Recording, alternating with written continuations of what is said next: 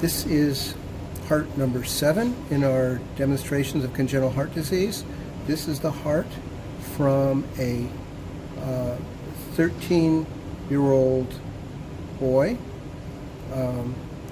He was cyanotic at birth, had an atrial septostomy performed at 8 hours of age, and had palliative surgery performed at 5 months of age.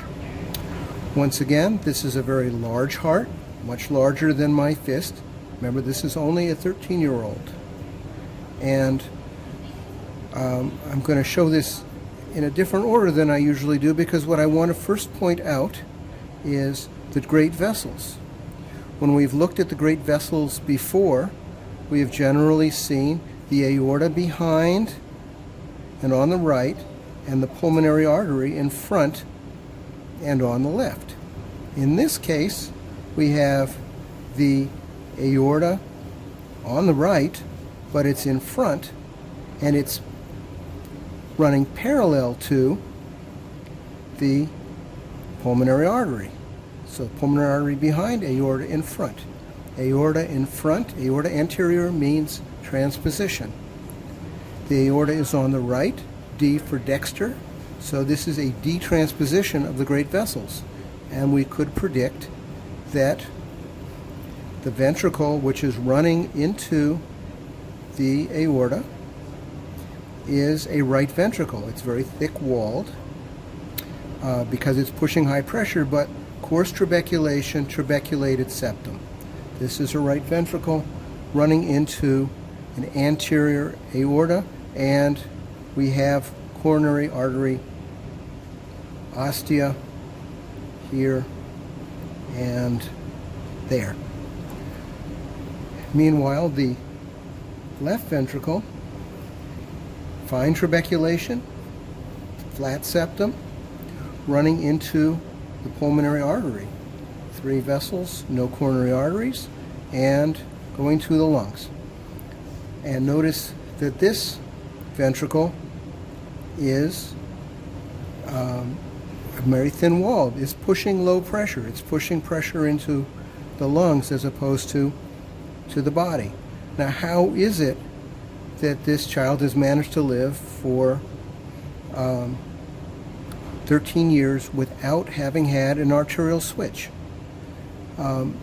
This is an old enough specimen that this child had as his procedure an atrial switch, a mustard procedure. You can look that up. Mustard procedure puts a baffle between the atria so that the blood crosses at the atrial level.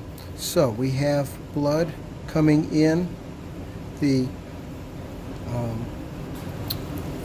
take this from, we have blood coming in the pulmonary vein, and the blood winds up coming across to the right ventricle. So blood from the lungs is going to the right ventricle, and then from the right ventricle it's going out to the body. Blood coming in from the cava, here is the superior vena cava. Put a probe in the superior vena cava, and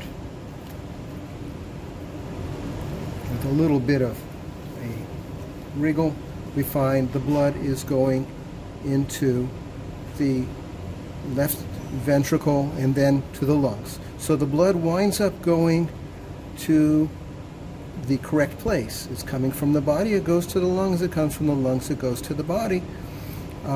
But you have the wrong ventricle pushing the pressure. So the left ventricle is pushing the blood to the lungs, and the right ventricle is pushing blood to the body.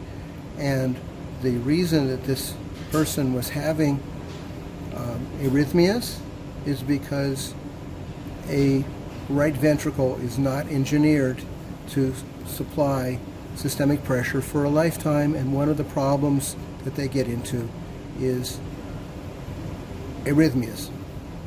And so you can think about the septostomy that he had as a youngster, as a newborn, and then the atrial switch that happened when he was a somewhat older infant.